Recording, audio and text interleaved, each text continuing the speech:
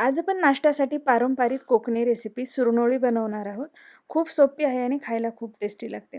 आपण त्यासाठी तांदूळ घेतलेले आहेत. 1 कप तांदूळ घ्यायचे. कुठलाही इडलीसाठी जो तांदूळ वापरता तो घेऊ शकता. त्यामध्ये अर्धा कप पोहे, थोडे मेथीदाणे घालायचे आणि याला स्वच्छ धुवून घ्यायचे. आता हे चांगलं धुवून घेतलंय.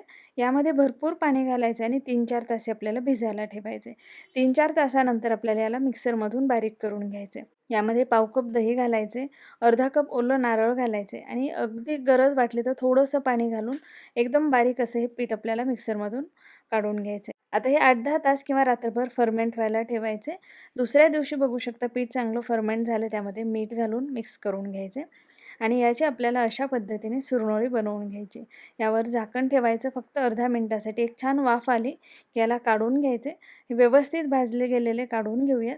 नारळाच्या चटणीसोबत ही सुरनोळी खायला मस्त लागते. त्याची रेसिपी हवी असेल तर कमेंट करून नक्की सांगा.